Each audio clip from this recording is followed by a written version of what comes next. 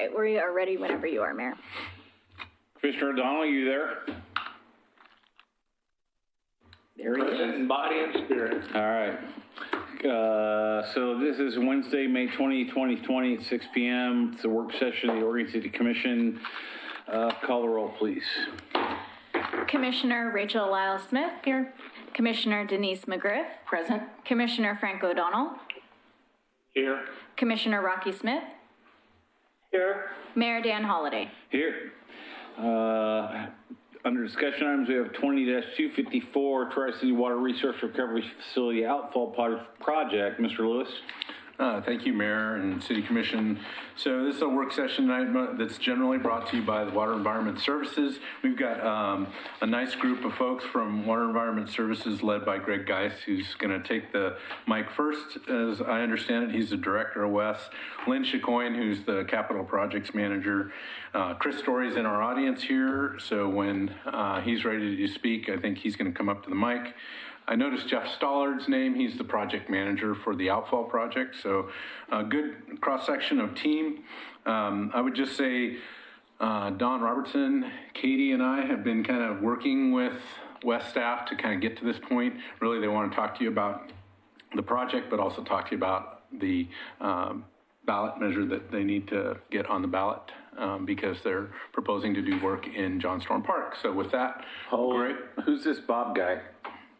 Bob Balgos is our staff. He's got the next topic, so I think he's just kind of making sure he's familiar with it. Mr. Geis? All right, thank you, John, and good evening, Mayor Holliday and Commissioners. My name is Greg Geis. I'm the Director of Clackamas Water Environment Services, and we're here tonight to ask for your support to place a measure on the November ballot that would allow us to construct a second effluent pipeline from our Tri-City wastewater treatment plant underneath John Storm Park and to the Willamette River. As I'm sure you're well aware, doing work in, on, over, below a park within Oregon City requires a vote of the people, and so that's what we're pursuing. So tonight we want to walk you through the project and answer any questions. Before we get started, though, I wanted to thank Don and Katie and Tony and John. They've been extremely responsive and helpful as we've gone down this path. We've never done a ballot measure before, at least in recent memory, so they've been extremely helpful, and I greatly appreciate their work on this. I also want to mention that what we're talking about here is a peak wet weather issue, and the fact that you guys are going to be considering after this conversation inflow and infiltration program for the city, they really go hand in hand. This is not a growth-related issue. It's really a peak wet weather issue. So just in review, the current outfall from the Tri-City was constructed in 1984, and it's nearing capacity in those, again, peak wet weather events. That's like a peak day or a peak hour event. When we have large rain events, we have 350 miles of pipe, and those pipes sometimes leak and cause pretty high flows coming to our facility. And so a combination of building additional capacity in the form of this new outfall and reducing those inflow and infiltration amounts is the approach that we're taking kind of together. So yeah, go ahead, next slide. And as you know, in order to move forward, we need to get a public vote in order to go under John Storm Park. We're planning a tunneling project. We're actively working on that now and doing the soil and borings and looking at the geotechnical work and what's going on in the river to make sure that tunnel alignment and approach is going to work well. As John mentioned, Chris Story is the Deputy Director of WES is in the audience. He can help answer questions. And I'll go ahead and hand it off to Lynn Chicoine, who's WES's Capital Program Manager, to describe the project. For having us this evening. Oregon City and all West ratepayers, which I am one, expect and deserve dependable, affordable sewer service. Personal health, our community's economic health, and the health of the Willamette River depend on WES to treat the wastewater that we all generate and return it safely to the river.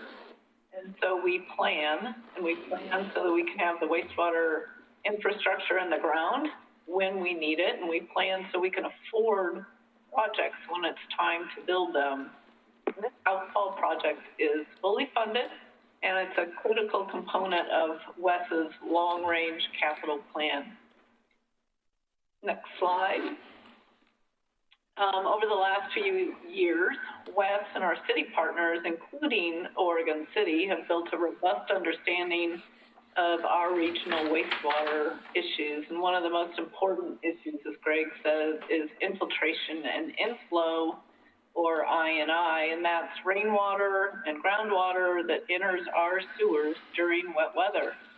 It can overwhelm the sewers, it can overwhelm the treatment plant. And we're not alone in having this problem. Every wastewater utility deals with it to some extent. And as you can imagine, it's a major issue here in the rainy Northwest. Last year, WES completed a study of our service area wastewater conveyance system, which is shown here. We identified 19 areas or basins where both water entering the sewers is excessive during wet weather, but that it's, and this is important, it's also cost effective to repair the sewers to reduce the amount of water that gets in. Everybody has work to do, Oregon City, Gladstone, Westland, Milwaukee, and WES. We're doing our part, and we have a major project underway up in the unincorporated part of the county. And as Greg mentioned, you should be proud of the leadership John Lewis and his staff have shown on this issue here in Oregon City. Next slide. Please, thank you. So why is this important, and what does it have to do with an outfall project? Well, the wettest hour or the wettest day of the year determines how big of a pipe we need for an outfall, and we designed this pipe for build-out conditions so that we don't have to do this again. More water in our conveyance system means a bigger outfall. This pipe will be, for the most part, running pretty low or mostly empty most of the time, but we have to build it for peak flow. This chart shows the worst case scenario. With no I&I reduction, we would be building a pipe for 430 million gallons a day for a very short period of time. And as you can see, the blue line, for the most part, this flow can be attributed to the existing service area. The pipes are old and they leak. Next slide. But if we rehabilitate the leakiest of our sewers, removing 65% of rain and groundwater in those 19 basins, we only have to build an outfall for 170 MGD, down from 430. Still a big pipe. It's most likely going to be 7.5 feet in diameter. Capacity of our current outfall is 70 MGD, and it's about 6 feet in diameter. All the planning we're doing on this outfall and moving forward is predicated on removing 65% of I&I in those 19 basins. And 65% is about as good as you can get on removing I&I. And again, John and his group have been leaders in the county and I&I reduction. So we started thinking about this outfall project a couple years ago. And the first thing we did was a routing study, and knowing that there were plans around the widening of 205 and Cove development, the most critical piece of the route was this first piece closest to the plant. And we coordinated with both the Cove development folks and ODOT before we chose an alignment, this purple line that's close to 205. Having selected this route, we continue to work with ODOT on coordination of the two projects. So where does the purple line go? It goes from the treatment plant, and this is part of the route, and I'll show you the rest of the route, but this takes it about down to the circle near Main Street.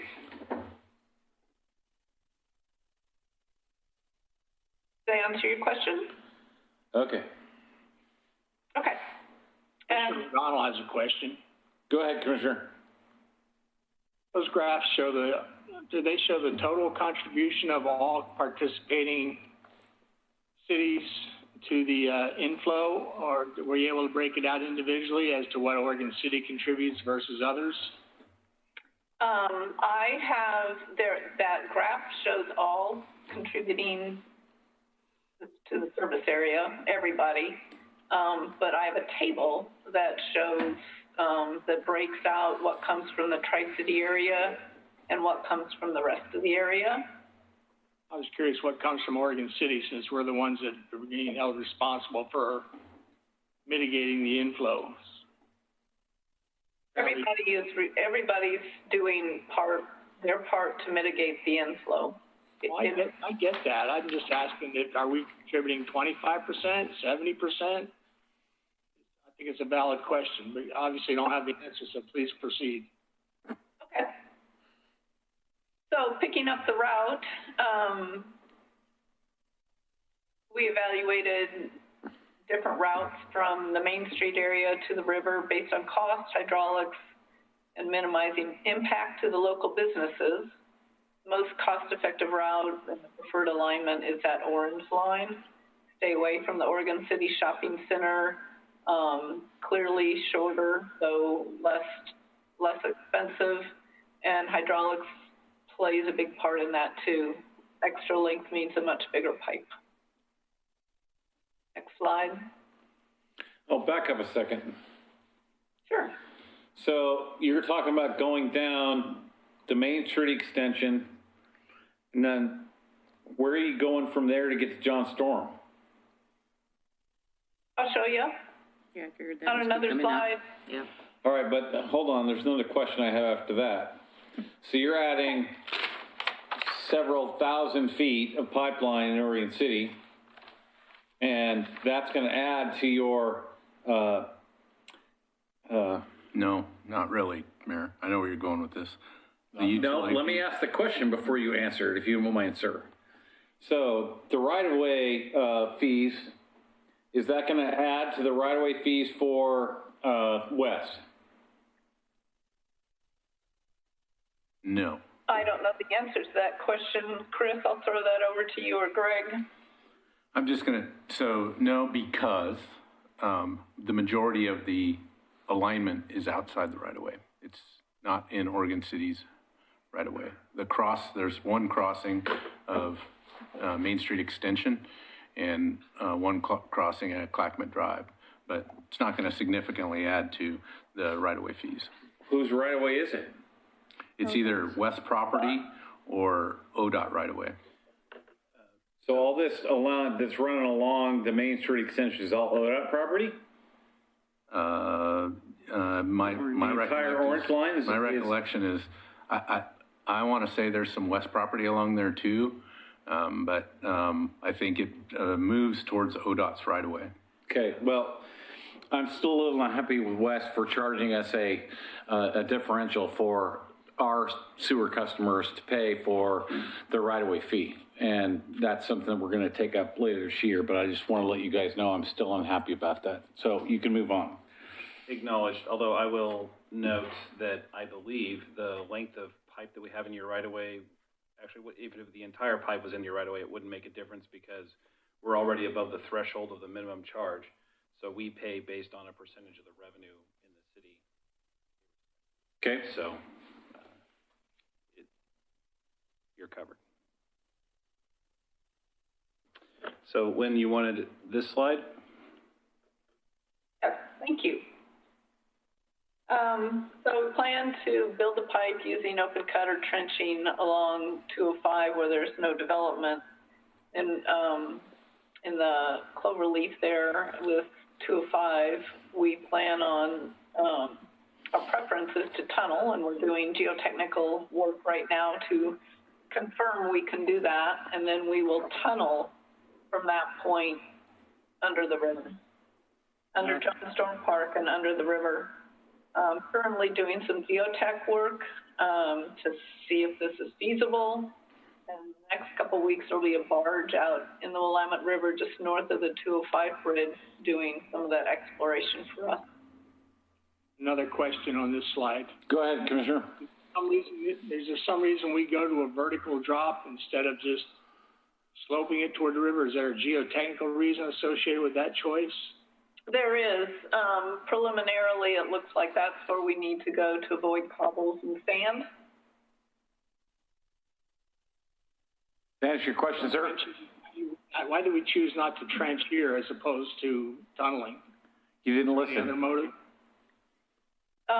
Well, we would prefer to go under McLaughlin, the Clover Leaf with 205 and John Storm Park if we can. Okay. Okay. Much less disruptive.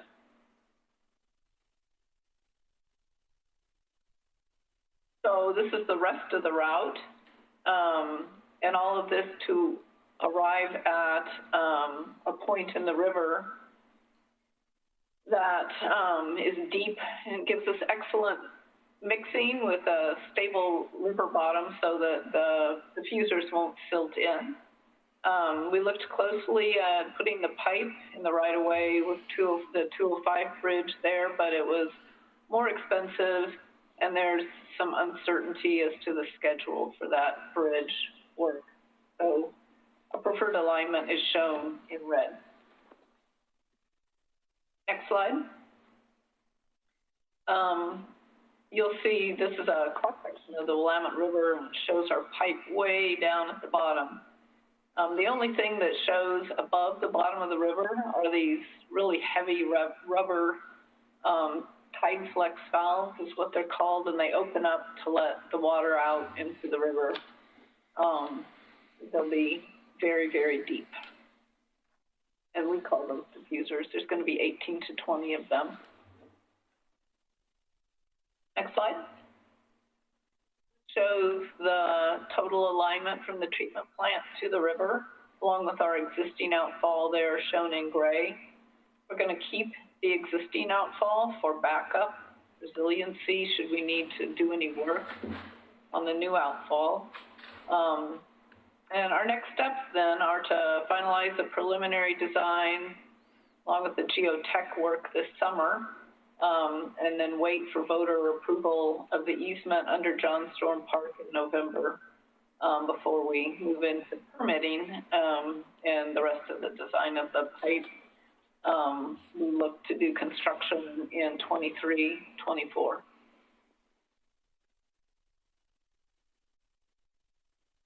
Okay, and I believe this is where I will pick up the story.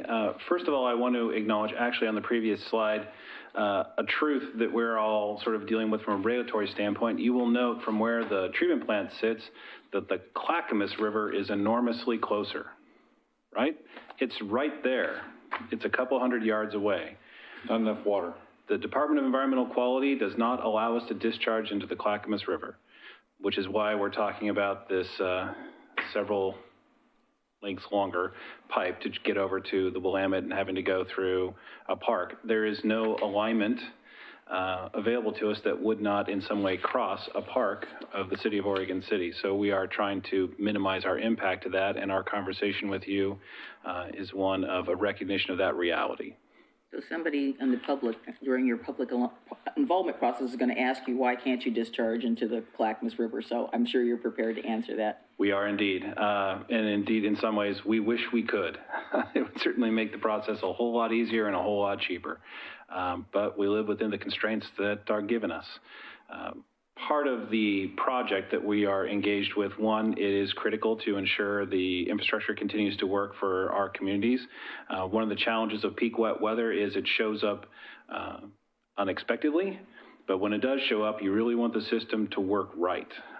We have 3 different design parameters that we look at. We look at average dry weather flow to make sure we're optimizing our efficiency. We look at our solids capacity or loading, and then we look at peak wet weather. And the peak wet weather right now is a constraint in the system. The pipes can only take so much water, and when it shows up all at once, that becomes a real challenge. Right now, at the treatment plant, the flows during a weather event in the winter can be up to 8 times as large as the flows during the summer.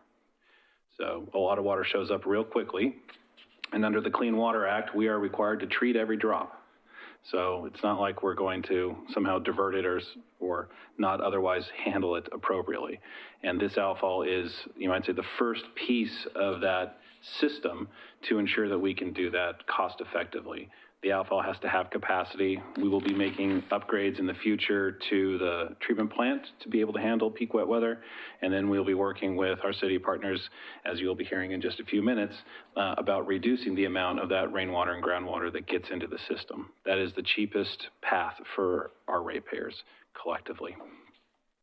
The system is designed to not only handle peak wet weather, but we're actually relocating the outfall instead of building another one along the exact same alignment because the river is deeper back where we're hoping to discharge now, and that provides better water quality benefits.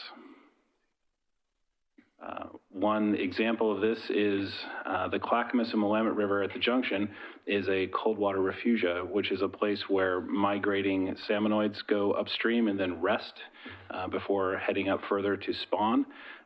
Having an outfall, which invariably is a little bit warmer than the river because people wash clothes and take showers, means that the closer we are to that, the potential impairment there is to the fish. So we can move it a little bit further south. That's better for them. It's also better for us because when the river is deeper, you get a better current flow and it makes sure that if there's any minor residual in the water, it is quickly washed away. Part of our commitment to the City of Oregon City for allowing us the opportunity to continue to serve all our customers in our partnership with the outfall through John Storm Park is a contribution that we have discussed about $200,000 to support the park and natural habitat restoration. I will note this is in addition to, of course, remediation of any impact that may be caused by the construction itself. This is over and above the put it back as good as you found it rule that we would undertake as part of construction. That money would be programmed at the discretion of the city for improvement of that area. From a schedule standpoint, there's a reason why Shelley Perini is on the call and listening in. We have a robust plan for stakeholder engagement. I'll be honest, that plan has changed over the last 8 weeks. We had anticipated public forums and open houses and meet and greets, and suddenly we're talking about computer screen meetings and chit chats from a distance. But nevertheless, we still have a robust plan to do that. And frankly, it's forcing us to be a little bit more creative. We have created a website that has information for the public. It is live and online. It is listed right there on the slide, tricityoutfall.info. We have FAQ information to your point, Commissioner McGriff, about making sure we can answer those questions to folks. We have some opportunities we hope to engage with members of the public as we go forward. Certainly our request of the city is to allow us to have this measure be placed on the ballot. That's certainly well within your authority, and our request by your staff is to allow us to partner with you to help this infrastructure project move forward. Thank you very much. Okay, thank you, Chris. Commissioners, go ahead, Commissioner O'Donnell. I didn't hear what the source of financing was for this project, and will there be any future impact on rates? The source of financing is our wholesale rate. We currently have a robust capital improvement plan assembled by Lynn and her team. This project is identified within that as a project that needs to be funded. Our rate structure and you might say financial forecasting and planning allows this program to be fully funded along with all the other projects within our 5-year CIP. And we have the cash on hand, or depending on interest rates, we may borrow to make it happen. But either way, we are not contingent upon anything happening to be able to execute. So you do not you don't expect any impact on future rates as a result of this project in plain language? Well, I would, anytime you spend money, you are going to gather that money Remember, from Chris rates. is a lawyer, so he's not going to answer the question outright. No, what I'm going to say is it's not an extraordinary impact, but I'm not singling it out. There's no rate component for this project. There's a rate component for funding the entire capital improvement program, and this is part of that. So we haven't parsed it out down to the specific project level. Is that it, Commissioner? Once again, I go back to the equity piece of it. It would be interesting to know. I think Oregon City has led every other city, thanks to John Lewis's efforts in making a determination of I&I, and we just lumped everything together. I would be curious. I mean, if we're a 25% contributor, it would be interesting to know versus that as opposed to if we were the major contributor in the area.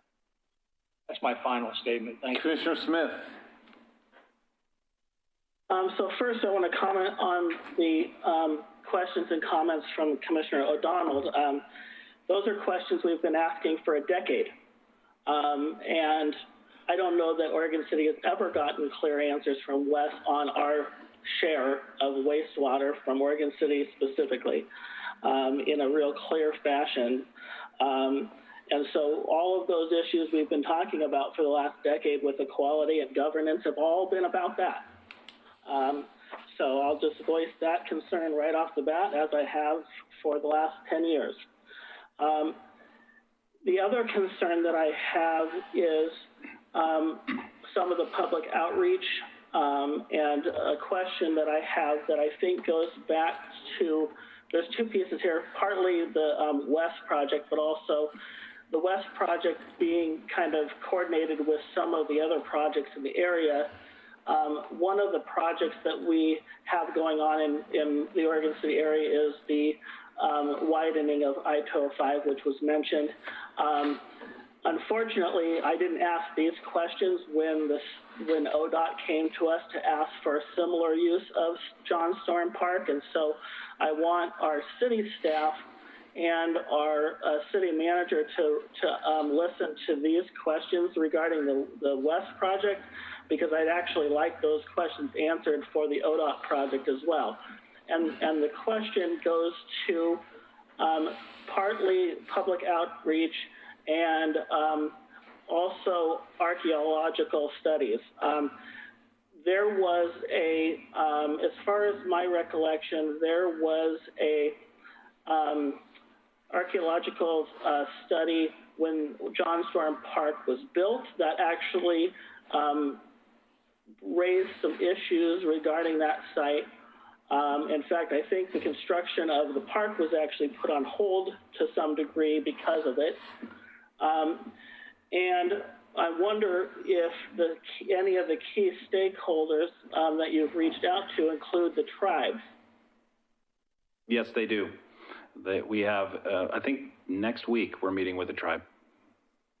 So we don't know if they have any concerns about this. We haven't had a specific feedback from them. They are certainly on our list of first people to contact. Our initial contact was with the River Shore Hotel and the marina business owners. They were the first people that we thought were likely to be impacted, but we have been trying to schedule meetings and are indeed meeting with the tribe. And to the extent we hear of any concerns from them, we will happily both respond to them and share that concern with the city. Commissioner Smith? What? I'm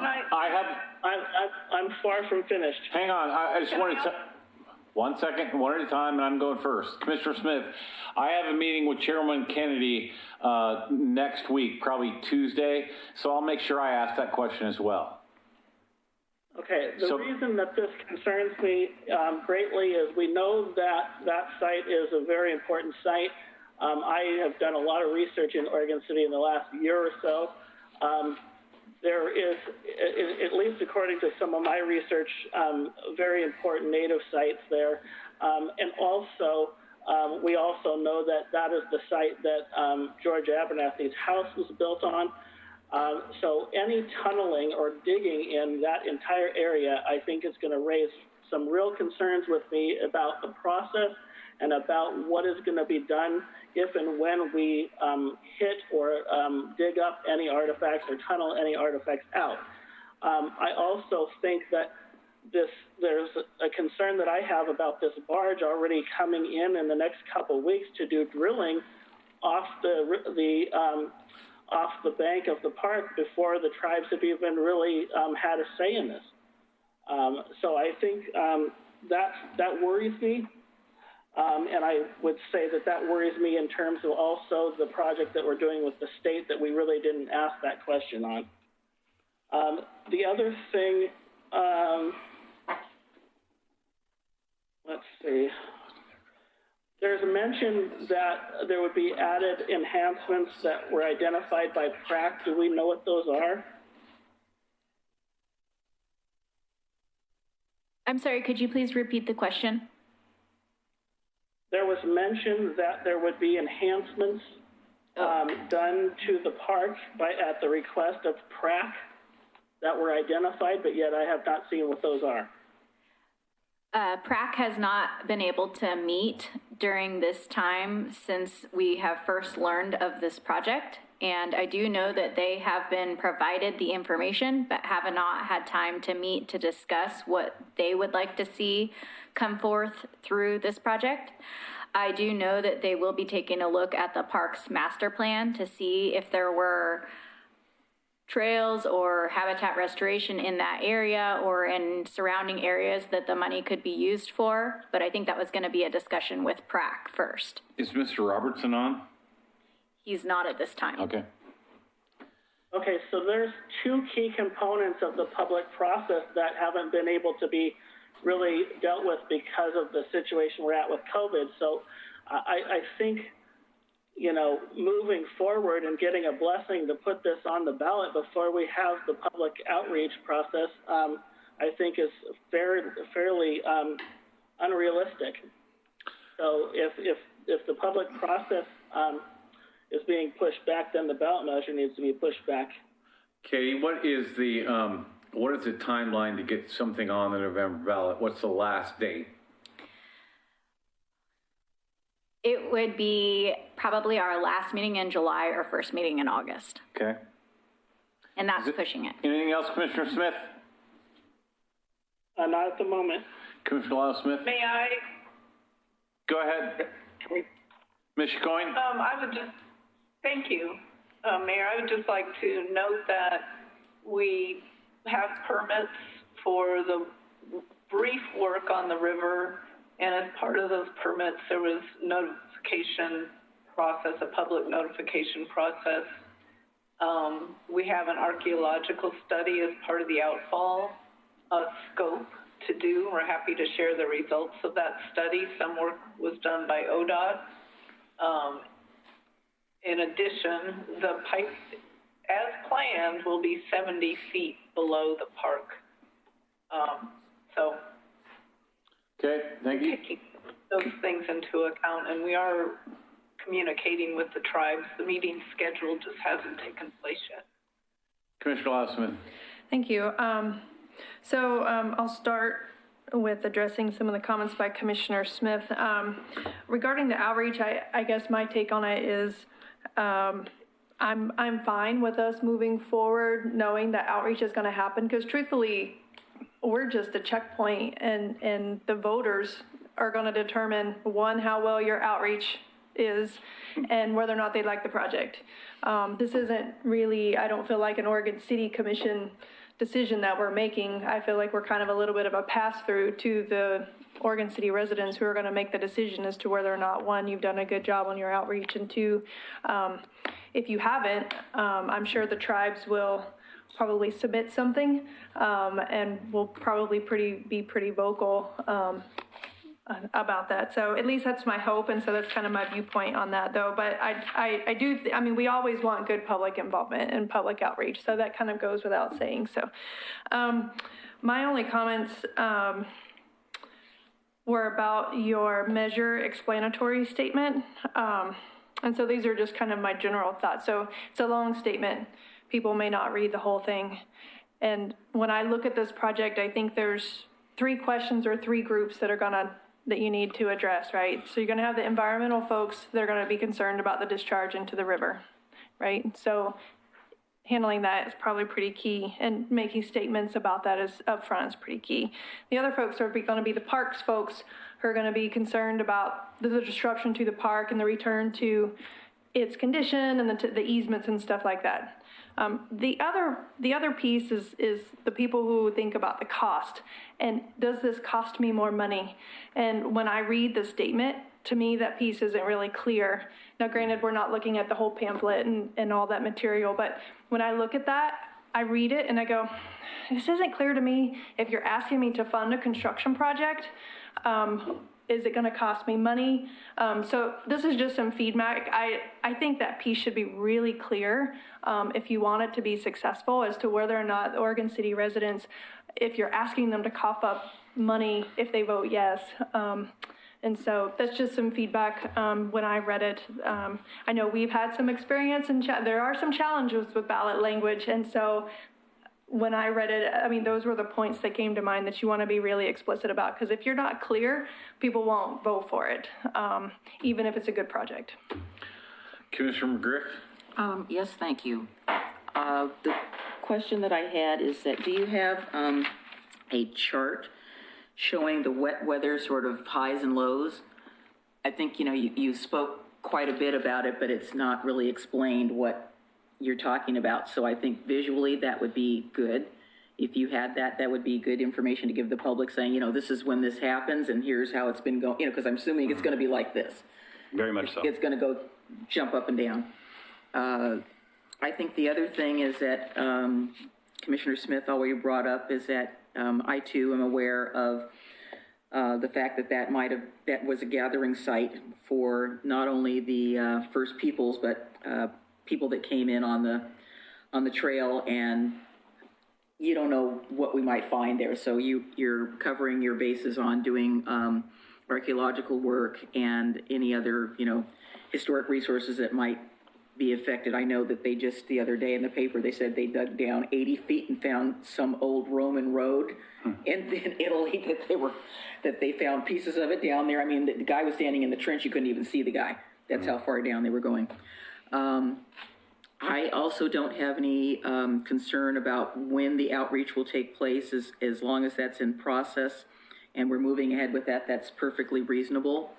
I agree with Commissioner Lyle Smith that the statement is really long, and I sat at home trying to break it into maybe 3 sentences, by putting some periods somewhere so that it would, you could read X, and then, so maybe that's something to look at. I know that her statement about if it's too long, people aren't going to read it, and that would be my concern, and they'll get to part of it, and if they don't, they'll just go no or whatever. I think there are, I think you put the nail on the head, Commissioner Lyle Smith, as far as the groups that might be concerned, the environmental parks, and then people who think this might cost them money. But I think there's also a fourth group. It's all the historic preservation folks that are out there going, whoa, we know events occurred, and Commissioner Smith was, thank you for bringing up the fact that that's where George Abernathy's, one of his homes was at one time. So I think you've got, 4 constituents and broader constituent groups that are those 4, plus our general public. So I think maybe pointing out, how you're, addressing some of those groups. And we've got a lot, the city's going to be very helpful to you, I'm assuming, in reaching out to, for instance, our partners at the Museum of the Oregon Territory, even some of the folks are on mailing lists for the End of the Oregon Trail and trying to, help in that way. So I think, you'll be covering your bases. I believe that Shelley Perini's video is not showing right now because she's taking furious notes to make sure that we're covering all of this in our aggressive outreach plan. Okay. Do you guys have anything else? I do want to thank you for the time to come and have this conversation with you. I think you've raised some very good points. First of all, I appreciated and frankly hadn't quite understood the scope that Lynn and her group had already recognized the potential historical impact of this, and that was part of the work stream. We are at the very early stages of this conversation. This ballot measure is the first part, but like we noted, the construction wouldn't happen until 2023, so we're going to have a lot of time to make sure that we are thorough and that if there is any potential impact to a historical artifact, that would be addressed well before there are any sort of impairments or construction that could interfere. Mr. Geis, do you have anything else? No, I just wanted to reiterate thank you to the Oregon City staff on helping us put this together, and I look forward to your support. Nice to see him. I've not met you before, so hello. Hello. Okay, well, thank you, gentlemen, ladies, and we'll move on. Thank you, Chris. Thank you. Mr. Lewis, are you going to have time to do this particular subject justice in 15 minutes? We're going to do our best. Well, I don't want to hear that. Either you can or you can't. If we can't, let's move it to another agenda. We're going to have to move it. Okay, then we'll move that. We'll come back in right at 7 o'clock for the commission meeting. We're adjourned. What? I was going to have James come in real quick. Oh, that's right. I'm sorry. Have Mr. Graham come in. Well, I was looking forward to hearing that because we've heard most of this before, so. Well, we'll get to hear it another time. Yeah. Okay. Mr. Mayor? Sir. Sorry. My understanding was that we were going to have some, I don't know, a poll of whether to support the ballot measure. Is that not correct? We generally don't do polling in a work session that's very close to voting. I think that I can give you my assessment that there's probably enough support to move this forward as long as you answer a couple of those questions. Okay, thank you. And my understanding is it will be on the consent agenda for June 3rd. Okay, thank you, Mr. Graham. Thank you.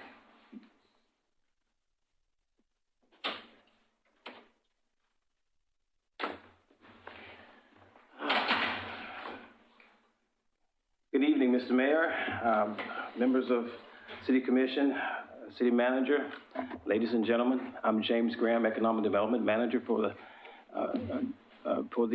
Oregon City. And it's my pleasure to present to you the program summary for the Oregon City Business Debt Relief Program.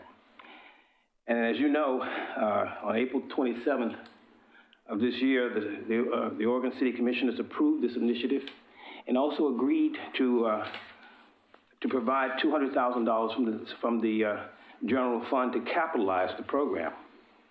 Applications and program information were in English and in Spanish.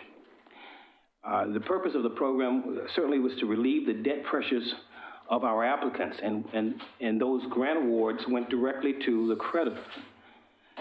In order to be eligible, there were a number of criteria that we had to look at. Businesses with up to 15 full-time employees, including the owners, operations within commercially zoned buildings within the city limits of Oregon City. Businesses had to prove that they had some type of income loss, total income loss, due to the COVID-19 virus. Businesses had to be in operation for at least 1 year with a current business license as of March 23rd, 2020. You needed to be an independently owned and operated small business as well as a tenant. The enterprise had to, as a business, you could not have any illegal activity liens against you imposed by any governmental entity. Businesses had to comply with local, state, and federal guidelines regarding social distancing and other aspects of the situation to avoid COVID-19 virus. And various forms of business were involved and allowed to apply, except for franchises and chain stores. Now, as you know, we accepted applications on May 4th. And at first, it was my understanding, we prepared for people possibly coming in, handing in their applications, as well as you could do the applications online. We were surprised to find out that There were people lined up at 4 o'clock in the morning instead of 6. I learned that just recently. And the grant awards were up to $3,000.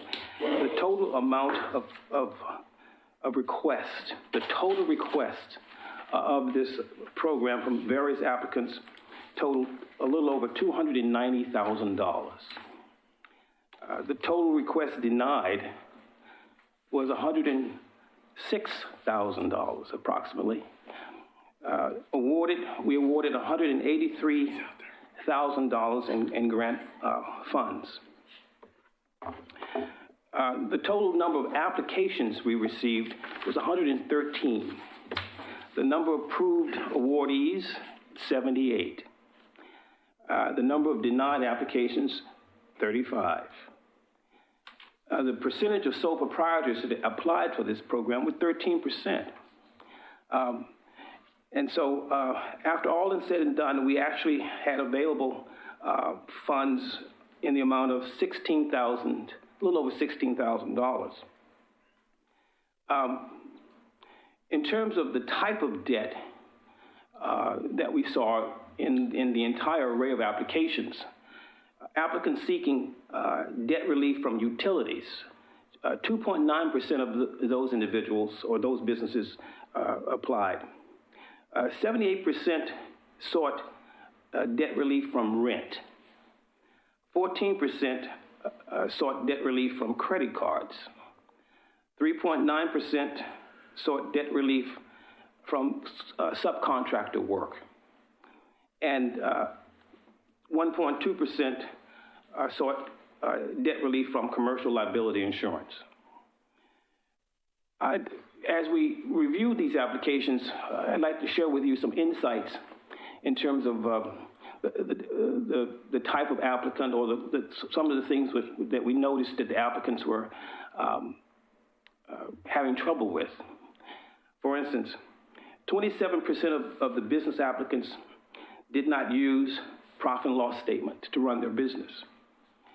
And also 27% didn't really understand what a profit and loss statement was. 34% of the business applicants were not familiar with a W-9.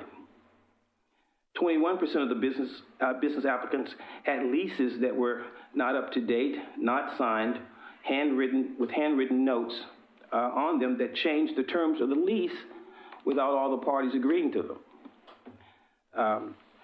So that was some important insight, I think, that we will certainly share with the Small Business Development Center and others that actually provide assistance directly to businesses with such issues. We certainly like this type of initiative it took a village, quite frankly.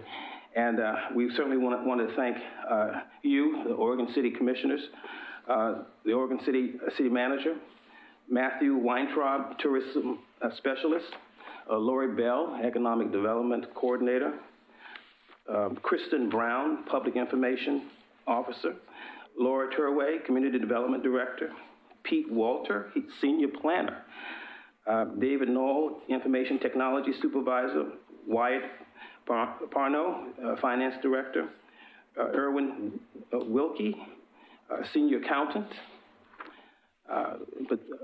Bethany Jones, Senior Accounting Technician, Lorelei McCaffrey, Senior Accountant, Angela Hartman, Office Specialist, Diana Long, Office Specialist, Charlie Killian, Assistant City Recorder, Katie Riggs, our City Recorder, Eric Harms, IT Technician, Greg William, Library Director, Oregon City Chamber of Commerce, and the Downtown Oregon City Association. So you can see a lot of people were involved in this initiative, and I'm very pleased to provide you with this report.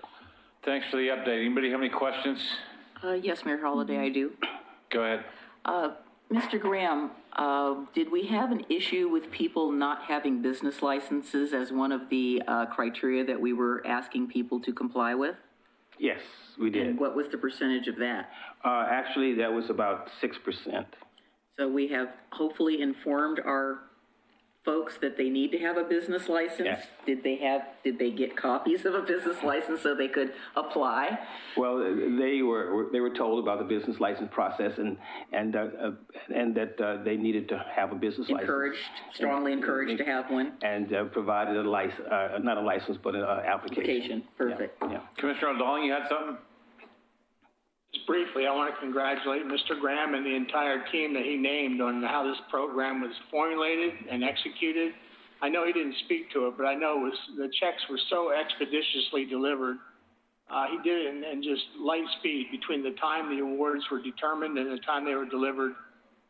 He didn't mention that, but I wish he would, because he also deserves credit for that, as does the entire staff he named. Thanks, sir. Commissioner Smith, you have something? No, I mean, I will just thank everyone that worked on this project. I think it was very exciting. I know that we have received a lot of emails from businesses who are thankful for the help, and so I'm just glad that the city was in a position to be able to do this. Commissioner Smith? Yes, so I agree with the comments. Kudos to you and the team. I know it was a lot of hard work, very quick work, so good job. Is there any plans for the $16,000 that didn't get spent? Are we reaching out to anybody, or? I'm so glad you asked that question, because there are plans. In an upcoming meeting, what we intend to do is ask the commissioners to approve using the balance of that money, in addition to a little over $3,000, so that we have $20,000 to provide and develop a gift card program. Now, this gift card program will also be part of a tourism-related program, a new program under tourism. And you'll hear more about this tourism-related program at the next meeting, but it's a perfect type of complement to that program, and you'll see why. Okay. And to echo all the comments, thanks for your great work and the work of city staff. And we're going to adjourn until about 10 after 7. Yep. Thank you again. That was awesome.